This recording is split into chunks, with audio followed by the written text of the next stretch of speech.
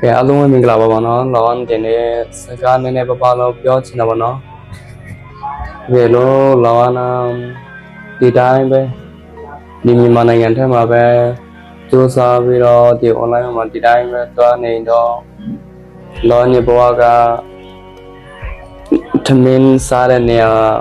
မရှိတဲ့အထိဖြစ်သွားမှာထမင်းရတော့မှာပေါ့နော်ဒီပေါ့ထောက်ပံ့မယ်လို့အမျော်လင်းတော့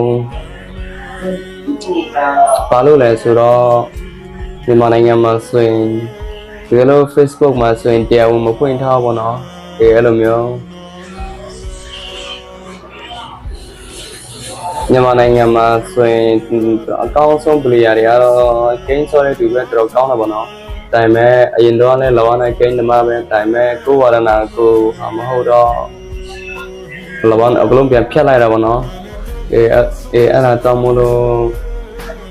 အခုဆိုရင်လောကလည်းကိုကိုရိုင်းရဲ့ဝါဒနာလည်းရှိပြီးလောနဲ့ဒီဟာတွေနဲ့မပတ်သက်ချင်တော့ပေါ့နော်အဲ့ဒါကြောင့်မလို့လောနဲ့ဘဝကထိုင်းနိုင်ငံထဲမှာပဲဘယ်လိုပြောမှလဲတွားနေမှာပေါ့နော်ဒီနေ့ဒါပေမဲ့ဒီမှာနည်းနည်းပါတော့တင်ငန်းစားထည့်ယူမှာပေါ့နော်ဘယ်လိုလောဝန်တော့ဖို့လမ်းစိတ်ပတ်စံလုံးလောက်စီပြီးဆိုရင်လောဝန်ထိုင်းနိုင်ငံတော့ဖို့စီကူစီပေါ့နော်လောဝန်နိုင်ငံလောဝန်ဘဝတာနိုင်ငံခြားတာမထွက်ရင်တော့ဒီဘဝတော့လောဝန်ရဲ့မိဘတွေကိုဘယ်တော့ကမှသူတို့သူများတွေလို့ပြောပြောရှင်ရှင်ထားနိုင်မှာမဟုတ်တော့အဲ့ဒါကြောင့်မလို့လောဝန်ရဲ့ရည်မှန်းချက်တွေအကုန်လုံးကနိုင်ငံခြားထဲမှာပဲလုပ်လို့ရတာပေါ့နော်ထိုင်းနိုင်ငံမဟုတ်ရင်မလေးရှားအဲ့လိုမျိုးဘာလို့လဲဆိုတော့လောဝန်ရဲ့လှုပ်ဆောင်ချက်တွေကနိုင်ငံခြားမှာနေတော့ဘဝတော်ပြောင်းလဲနိုင်တယ်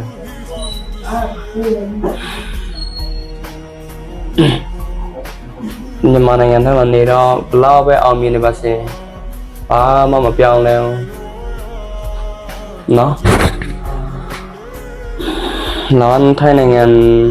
တွားလာတဲ့တနေ့နေ့ထိုင်းနိုင်ငံထဲမှာပဲလောရဲ့လှုပ်ဆောင်ချက်တွေစာအုပ်ထဲမှာရေးထားတဲ့စာတွေလည်းအများကြီးပဲအမျိုးအသားရောက်ခဲ့ကိုကဘာဆက်လို့မလဲဆိုတာအများကြီးရှိတယ်ပေါ့နော်အဲ့ဒါကြောင့်မလို့ဘလောက်ပဲတကယ်လို့လောနာထိုင်းနိုင်ငံရောက်ခဲ့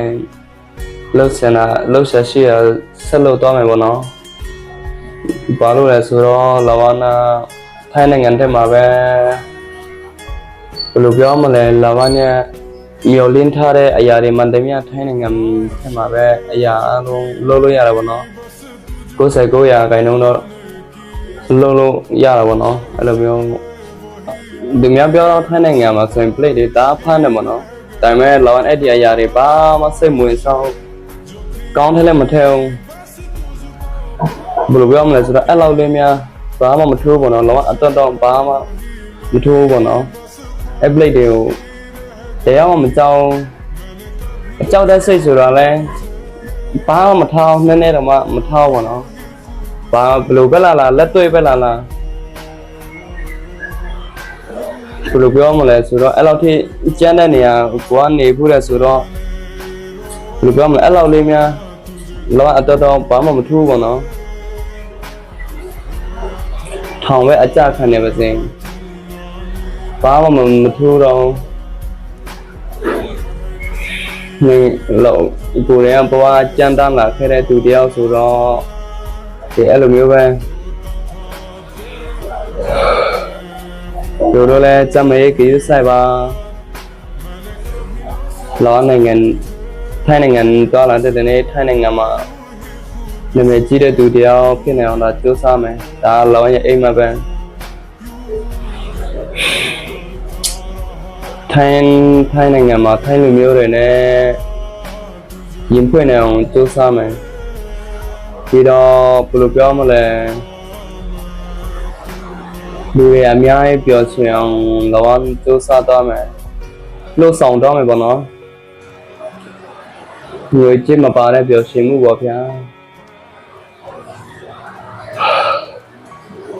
တကယ်လို့ဘက်ဆန်စီတော့လူတန်းနေလို့ချင်တာပေါ့နော်ဒါတွေကကျွန်တော်ရဲ့အိမ်မက်တွေပဲโอเคဒီလောက်ပဲပေါ့နော်အားလုံးကောင်းမညပါနော်ဘိုင်ဘိုင်အားလုံးကိုချစ်ပါတယ်လို့